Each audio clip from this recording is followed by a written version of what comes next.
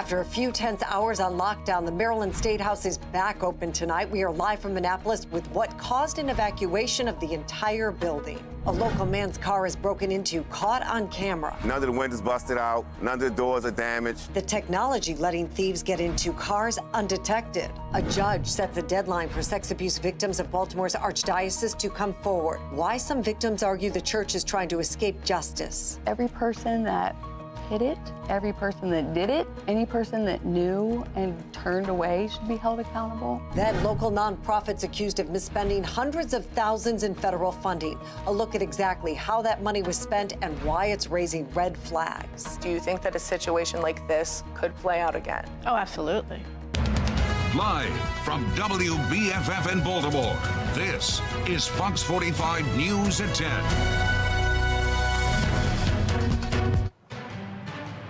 Taking a live look at Annapolis at this hour, 3 hours after law enforcement lifted a lockdown on the State House. The State House is now much calmer than it was just hours ago, in fact. Take a look at this. These are the scenes around the State House earlier today. The video on the top right of your screen is from our Sinclair sister station's chopper. You can see that large police presence. And on the bottom right video that former State Senator John Pica sent us from his office this afternoon, you can see armed officers walking around the grounds. Good evening, everybody. I'm Mary Bubala. And I'm Kai Jackson. Authorities say the threat to the State House was called in this afternoon, triggering that lockdown. No threat was ever found and no one was hurt. Fox 45's Mackenzie Frost has been in Annapolis all day long. She joins us now live with more on what happened and what unfolded today. Mackenzie? Well, Mary and Kai, it was a chaotic and stressful end to the day that started with Big Bird on the floor of the state Senate for Read Across America Day. But shortly after that, we were told to immediately evacuate because of a threat. And no threat was found. But before we knew that exactly, it was a chaotic scene with law enforcement telling everyone we needed to go on lockdown. We were just wrapping up our 5 o'clock news report live on air. We have an active threat right now. You can faintly hear the sound of men shouting, telling us to evacuate the State House immediately. Annapolis police saying they got an anonymous call from someone threatening the State House at 5 o'clock Thursday. From that moment, we rushed down the stairs and outside, where confusion set in. Police lights flashing at every corner. Soon, more people quickly came out of the building, just as more law enforcement with their weapons drawn rushed inside. The Capitol complex on lockdown as the potential threat investigated. Maryland Capitol Police, State Police, Anne Arundel County Police, and security in both the House and Senate office buildings all briefed on the threat. Soon, more state police arriving after dark, rushing into the Capitol building, snipers preparing to take their position. Chopper video showing the massive police presence creating a perimeter around the complex. Inside the governor's house, a meeting taking place with mayors from across Maryland. Inside the State House, law enforcement continuing to sweep the building, searching for a potential threat. Eventually, at 6:52 p.m., the Department of General Services says the lockdown and shelter in place finally lifted. No threat found. While police were inside the building, several lawmakers were locked inside the office buildings during committee hearings. They briefly spoke as they made their way outside. There were people in the Capitol, and I was worried and concerned about them. We finished in committee just after 5 o'clock in the Ways and Means Committee. And, we stood up to get ready to leave, and then our trooper essentially said, no, we're going to all stay in place. And so we didn't actually know what was going on. We actually found out what was going on through news reports. According to DGS, the governor, lieutenant governor, and Senate president all escorted from the building safely. The State House back open, ready for session to continue Friday, despite the security scare. Now back outside the State House now, a much calmer scene a few hours after all of that unfolded. As of right now, according to Annapolis police, no word on a suspect. We're live in Annapolis. Mackenzie Frost, Fox 45 News. Thank you, Mackenzie. House Speaker Adrian Jones and Senate President Bill Ferguson put out a joint statement on the threat, thanking law enforcement officers who responded. That statement goes on to say, quote, "We and everyone in the legislative complex are grateful for their presence, and we continue to do the people's work." Well, lawmakers and staffers are taking to Twitter tonight to thank law enforcement for what they did. Really quickly, hear this from Shelley Heddleman of Baltimore County. What a very strange few hours it's been on lockdown. Going here now, I'm going to go into when it was taking place. This from Delegate Stephanie Smith of Baltimore. I started celebrating reading with Big Bird, and now we're sheltering in place at the Annapolis State House complex. This one coming in from Baltimore Mayor Brandon Scott, grateful that the lockdown has been lifted at the State House. And here from Governor Wes Moore. The governor says our family is grateful for the members of the Maryland Capitol Police, Maryland State Police, Annapolis Police Department, and the Anne Arundel County Police Department who secured the State House grounds and kept us safe for the day. You can trust Fox 45 News to bring you minute-by-minute updates whenever breaking news happens.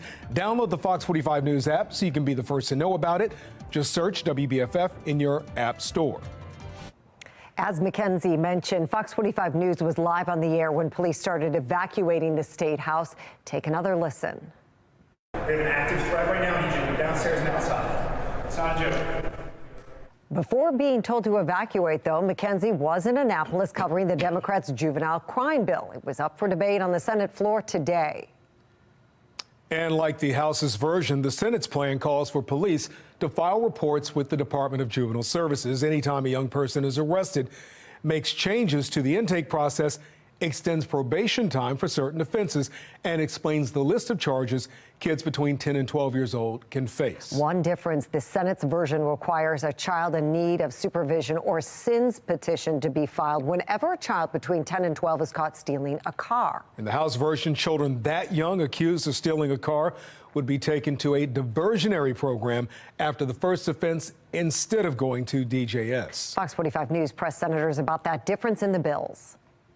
Is that something that you're willing to fight for when this goes into a pre-conference committee, or are you willing to go with where the House is? No, we're gonna sit down and we're negotiate. We'll see whatever makes sense. I feel confident and comfortable with what we did, and I think that it moves the ball forward significantly. One Republican senator we spoke with says he believes there needs to be more included in the bill to help curb juvenile crime. We're just touching the hem of the garment. We need to do more. As it stands right now, would you vote in support of the legislation? I would support this legislation. I think the overall would support it. Well, the Senate is expected to vote on the plan on Monday. The House will vote tomorrow. Stay with Fox 45 News. We'll be back in Annapolis tomorrow, bring you the latest on that House vote, both on air and online. One state's attorney that Fox 45 spoke with slammed the changes to the bill, saying amendments are watering it down. He says with all the alterations, kids won't be held accountable. No one is offended by giving young people treatment, but DJS doesn't have the resources nor the programs, and instead of holding children accountable for, in many instances, increasingly violent crime, we're putting them into a system that cannot deal with the numbers of children that are being forwarded to them for treatment. Today, Fox 45 sent several questions to state's attorneys across Maryland, including, do you feel state lawmakers are watering down efforts to hold juveniles accountable? Efforts are underway to delay juvenile accountability laws' effective dates until January 2025. Is this too late? And lawmakers are refusing to address the Child Interrogation Protection Act this session. Is that a mistake? 5 states' attorneys have responded so far, with only 2 of them answering our questions directly. When it comes to the House version of the bill, Fox 45 News caught up with some residents who are frustrated children between the ages of 10 and 12 would not be charged the first time they steal a car. I want the kid to be helped, but I want to see restoration. Because kid criminals become adult criminals, and if he's getting away with it, then you're teaching him to be a criminal. There you go. You know? So the problem is the state has not provided the appropriate services to these kids, and now they're telling us we're going to provide services that don't exist. Tonight, more car crime in Baltimore City. Take a look at this. A resident shared surveillance video with us showing someone breaking into his car without needing to smash any windows. Fox 45's Keith Daniels joins us live right now with how it happened and exactly what happened. Keith? Well, Kai, Baltimore City Police are working this one, a high-tech crime that seems to be gaining traction with some thieves. And it's camera on everywhere to keep it safe. At first, Anthony Ross was confused. None of the windows busted out, none of the doors are damaged. Then he realized his luxury-filled 2022 Ford Bronco had been broken in quickly, quietly. I walked around the car, my heart was racing. I was like, wow, how did they get in my car? Ross believes a savvy thief did it using the new high-tech threat in Baltimore City's car theft and break-in crisis. Thieves targeting cars with a keyless entry and keyless start. Criminals steal the signal your key fob transmits, clone your keys for a pair of their own, so-called car hacking. The suspect seen here in this surveillance video.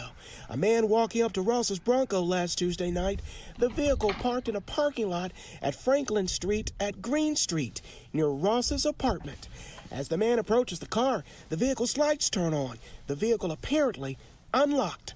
The car thief sits in the car, helps himself, leaving Ross feeling, in his words, assaulted. It's tough, it's just rough, it's just ugly, and it's like, my biggest thing is, it can happen again. Ross says, according to the surveillance video timestamp, the suspect spent several minutes in the vehicle before getting away. Ross says the man stole laptops, money, and power tools. His car left behind. But in Canton, he went to his car and it wasn't there. This woman told us last week that someone drove away with her husband's bright blue Corvette last October. There were no signs of a break-in. It wasn't until a neighbor shared the surveillance video when they realized they too were the victims of a car hacking. When the police came, they said that there's no way that there was like a forced entry into the car and that they believed that the key fob was cloned like from our house. Back of the Bronco, Ross's dilemma. Now I'm stuck with something I have to babysit. So this is my new child, this Bronco. It's not a vehicle, it's my baby. So I have to babysit it every night. Well, Ross says the anti-theft system on that Bronco was one of the main reasons why he bought that car, but apparently it seems that it wasn't enough for one thief. We're live tonight. Keith Daniels, Fox 45 News. Keith, thank you. The Baltimore City State's Attorney's Office announces today one man, Karan Alston, is sentenced to 50 years in prison for carjacking, robbery, assault, and theft charges. City State's Attorney Ivan Bates says in a statement, quote, "Our city is not a playground for lawlessness and violence." Now, this is the second carjacking case the state's attorney's office prosecuted that ended in a decades-long sentence. Earlier this month, Alonzo Smith was sentenced to 20 years in prison for carjacking and robbery. Prosecutors say Smith was a repeat offender, and the sentence is above the sentencing guidelines. All right, going into the weekend, well, we badly could use a nice one. I wish I could say we're going to have that, but it is going to be a little messy. We are tracking some rainfall. It's going to be moving in on Saturday. Luckily, it's not going to be raining the entire day. We'll be looking at some improvements as we head into the late evening, into the overnight hours on Saturday. I know we could really use at least a good day on Sunday. I think we're going to have that for you. We're going to talk about that, the temperature changes that are coming our way in just a bit. Gerard, thank you. Well, coming up on Fox 45 News at 10, the Maryland General Assembly ended the statute of limitations for sexual abuse victims, but the clock is now ticking for survivors of clergy abuse to get their claims in. Why a deadline for them is in place now, and the concern some survivors could be silenced for good. Two very different messages on the crisis at the U.S. southern border, how we got here and how to fix it. Plus, the Baltimore Inspector General finds a nonprofit misused thousands and thousands of dollars it received from the city, how it happened, and the concerns Baltimore's ARPA dollars aren't going to the right places.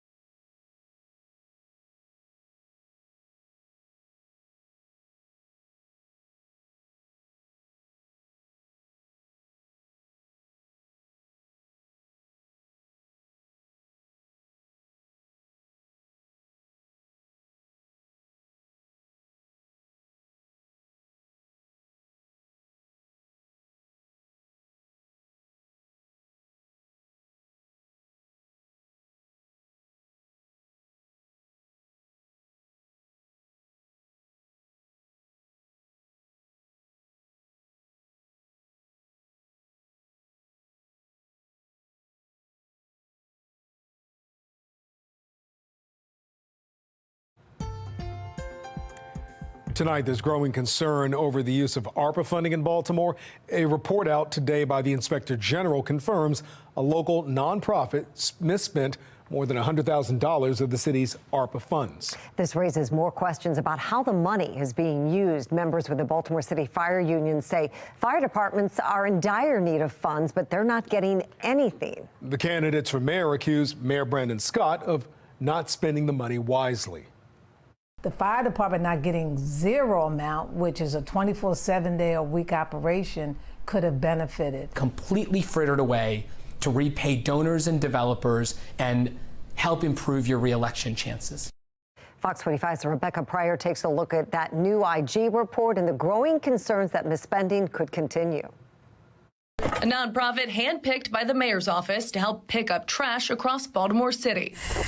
Lazarus Wright, owned and operated by Christopher Irvin. We're trying to get Baltimore to a better place. Awarded a 2-year, $1.6 million clean court contract. To help kickstart operations, Irvin handed a $414,000 advance. But according to an email exchange between the nonprofit and the Baltimore Civic Fund, which oversees the city's nonprofit spending, within 4 months, the entire advance vanished. They spent it all very, very quickly. Baltimore City Inspector General Isabel Cumming launching an investigation into the spending after receiving complaints Irvin's employees weren't getting paid. To not be paid 2 or 3 weeks is a pretty big concern for any person. So they were concerned because the money was coming out of the ARPA funds. Back in May, the Baltimore Civic Fund quickly canceling Irvin's contract and demanding he pay $129,000 back to the city. How much of that has been paid back? $500. What is the likelihood that the city will see this money again? Not very likely. Can you squeeze blood from a turnip? I don't know. The IG's deep dive into the nonprofit's financial records revealing over the course of the Clean Court contract, Lazarus Wright spending hundreds of thousands of dollars on separate business expenses, including a $55,000 loan payment, $68,000 paid to the IRS for outstanding taxes, $30,000 for a new work car, $56,000 for 2 work equipment items, and $96,000 for unrelated salaries, training, and insurance, totaling more than $300,000. The report also finding by April, the nonprofit's account balance in the negatives. They borrowed from Peter to pay Paul, and they were buying things that had nothing to do with the ARPA monies. Money mismanagement, Cumming says, isn't uncommon for nonprofits. It's not like a normal business, so I do think that, sometimes it's better giving the money to an agency where you have that tighter fiscal oversight than you do with nonprofits.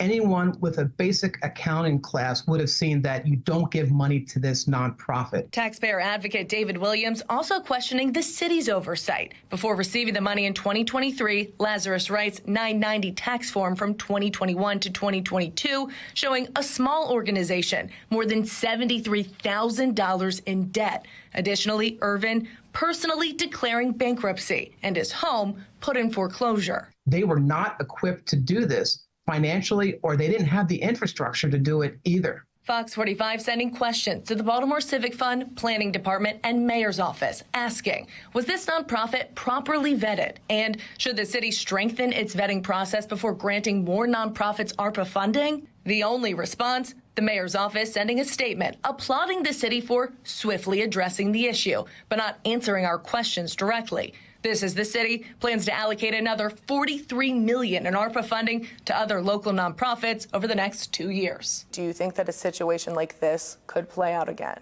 Oh, absolutely. I think, the one thing I see things happen over and over again. And I think hopefully lessons will be learned from this one. Rebecca Pryor, Fox 45 News.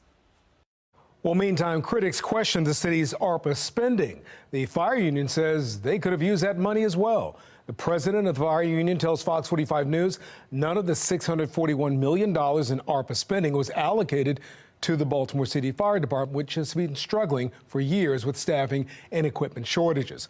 The department is also one of the busiest in the country when it comes to calls per capita. The union says it's frustrating to be denied money because there are many things they could have used it for. We could definitely use that money. We were the first line of defense during COVID, and that's definitely something that we're disappointed in. A lot of our firehouses are over 100 years old, and guys are using their own money to fix up firehouses and keep it together with furniture and the kitchens and outdated bathrooms and everything else for today's standards. The mayor's budget last year included a $15 million increase for the fire department. Fox 45 News asked his office earlier today why he didn't allocate ARPA money for them as well. As of tonight, we have not heard back. Week one has wrapped up in the trial of the man accused of murdering a Baltimore police officer. Coming up later, we'll be breaking down today's testimony. I'm Kayla Gaskins. Coming up, why time appears to be on Donald Trump's side.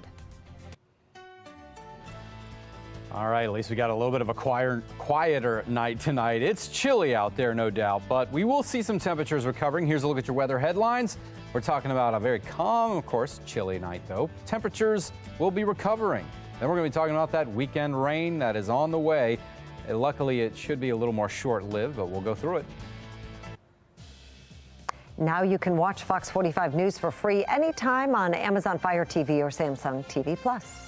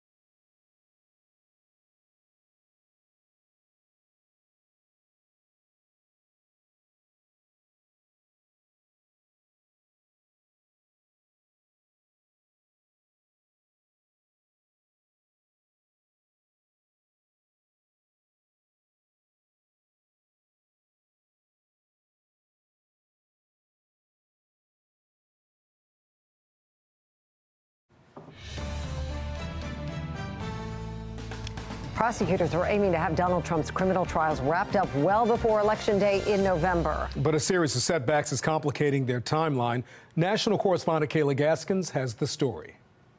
At the moment, time appears to be on Donald Trump's side. We fight like hell. As it looks less and less likely that his criminal cases will be completely wrapped up before voters head to the polls in November. The former president's lawyers have been adept at trying to postpone all the cases, and it looks like, at least on a number of them, they're having success. The latest setback coming Wednesday when the Supreme Court agreed to hear Trump's immunity case in D.C., preventing the federal trial over his role on January 6th from moving forward until after they rule. The court set oral arguments for the week of April 22nd. I was surprised to see the date is April 22nd. It's so far out.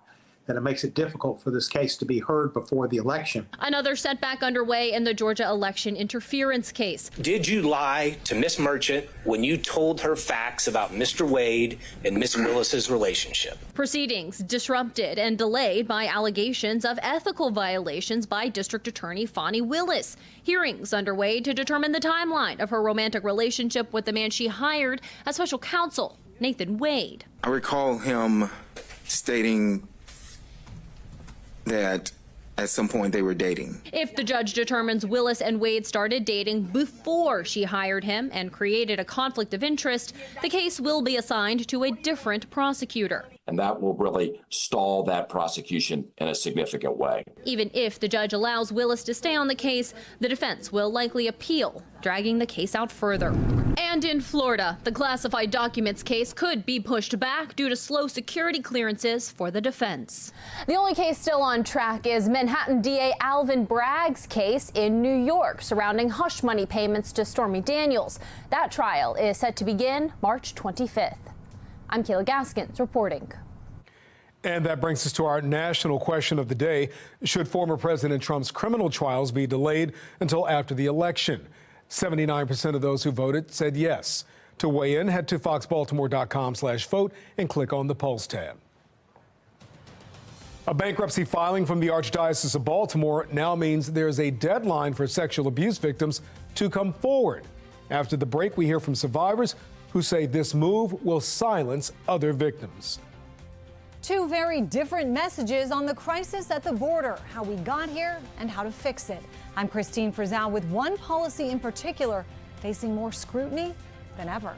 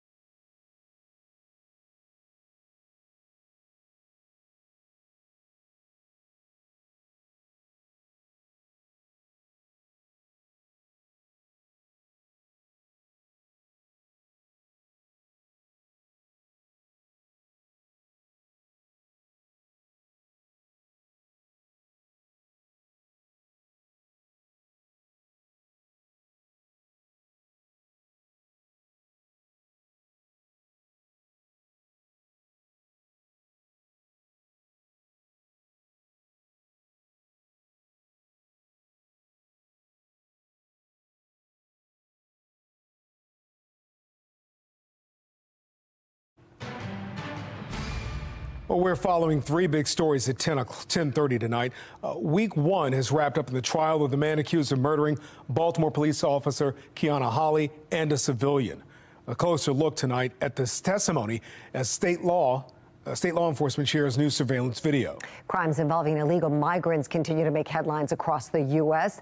The latest incidents and why some lawmakers say it has them reconsidering sanctuary city designations. Sexual abuse victims who say they were targeted by clergy members in the Archdiocese of Baltimore now say the church is trying to get around the law.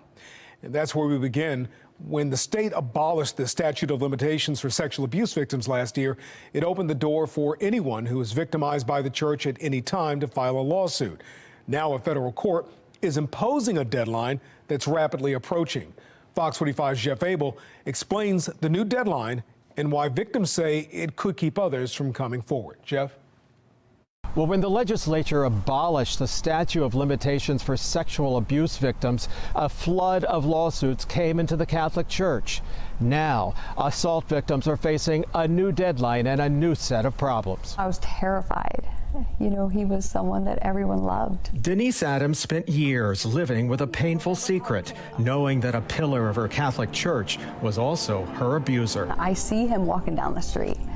And then I see him reach down and a little girl ran up to him and he picked her up and hugged him, and I just, like, my heart sank because I thought, oh my gosh, he's still here.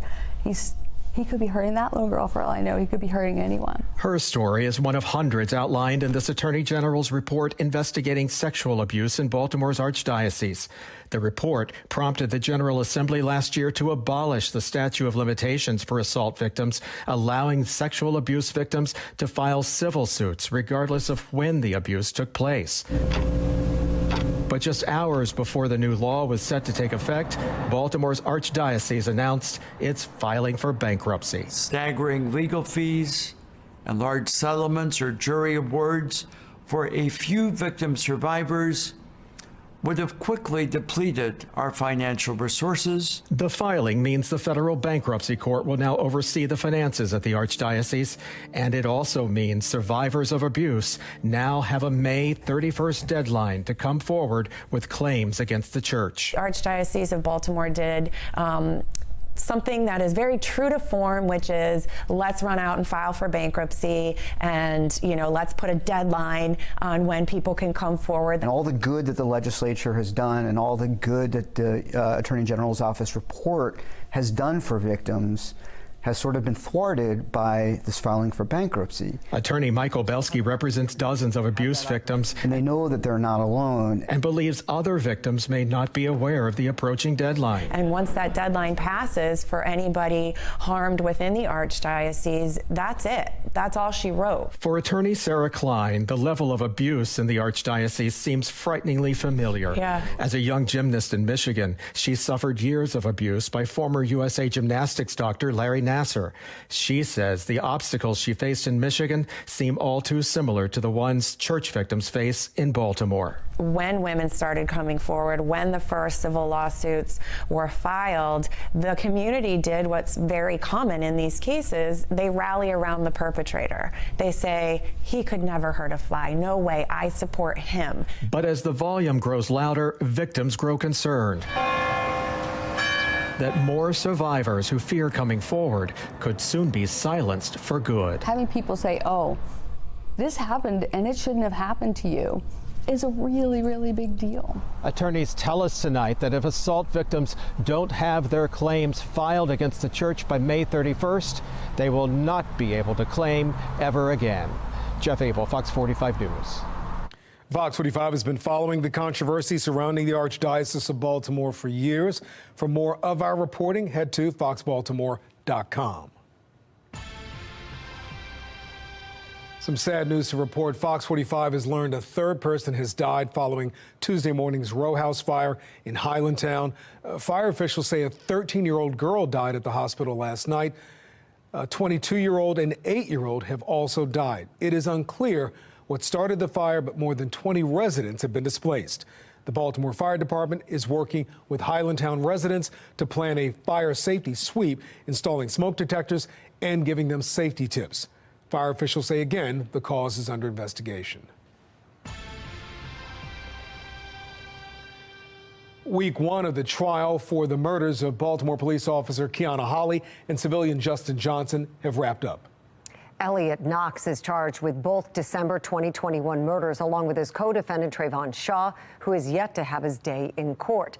Fox 45's Alexa Ashwell was in court all day and has more on today's testimony.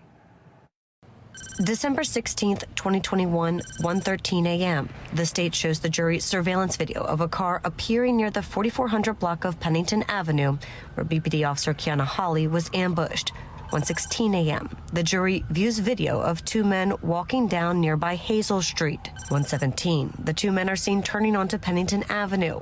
1:18. Both men are seen running back up Hazel Street. Seconds later, that same car is seen leaving the area.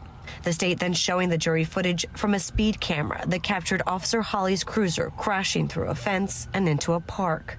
The state then focusing on forensic evidence, including ballistics and DNA. A firearms examiner took the stand, testifying to his examination of the two weapons seized by police, a semi-automatic pistol with two duct-taped magazines and a Glock 22 handgun. The examiner detailing the result of his test fires and comparison of shell casings, testifying the markings were consistent, fired from the same firearm.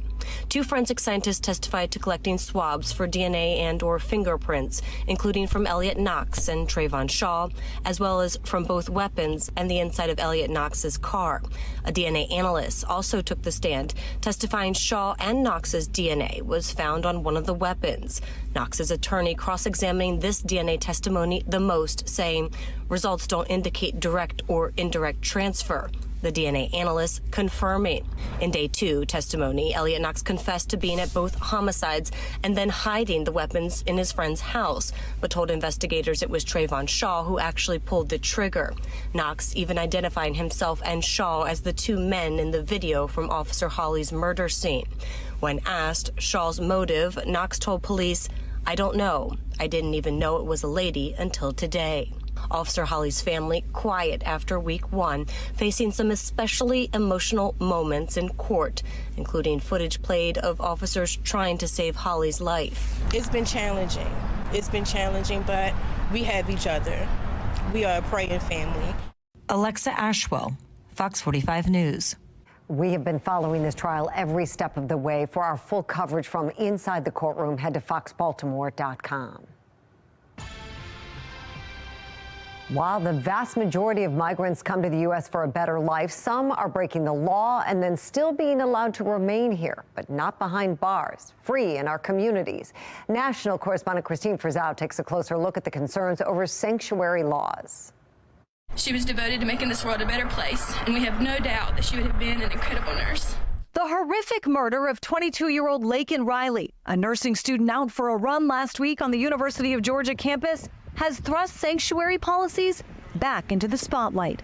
The chief suspect, Jose Ibarra, was arrested for entering the country illegally in 2022 and then released on parole, only to be arrested again in 2023 for endangering a child. But that arrest occurred in New York City, deemed a sanctuary city. What that means is that the local law enforcement will not cooperate with immigration authorities regarding someone they arrested for a local or state crime. Instead, he was released, later moving to Athens, Georgia, where the murder occurred and which did not have sanctuary laws in place. No policies have been adopted by the mayor and commission that have created sanctuary city status in Athens. Still, things got heated at a public meeting this week. The Athens mayor, a target. You're insulting our intelligence, sir. You need to resign. Anger boiling over around the country as local budgets are strained and resources tapped out, including in New York. A lot of money is being spent to house people, to make sure they're not in the streets and try to get them jobs. It's taken its toll on our state. We're at capacity. The city of Denver, which has already scaled back services at the DMV and city parks, just announced it will close 4 migrant shelters to save the city $60 million. That still leaves us $120 million of cuts to make, so that still means we have work to do. Both President Biden and his likely 2024 rival spent the day at the southern border with some very different messages. Former President Trump has for months highlighted the detrimental impact of the border crisis on the entire country. President Biden, meanwhile, says a fix was in place with the bipartisan border legislation that Trump effectively killed when he urged Republicans to vote against it. I'm Christine Frizzau reporting. The issue of migrants committing crime is impacting communities in Maryland. Yesterday, we told you about a fifth suspect arrested in the killing of a Prince George's County 2-year-old. Nilson Granados Trejo is facing multiple charges in the shooting that killed the child. According to ICE, he was ordered to be deported in 2022, but was released 2 separate times by Montgomery County corrections officials. This week, Montgomery County Executive Mark Elrich addressed the issue after meeting with ICE. He says he promises to have better cooperation with ICE in the future when it comes to migrants accused of committing violent crimes. And it's anything violent, anything related to sex offenses, child abuse, use of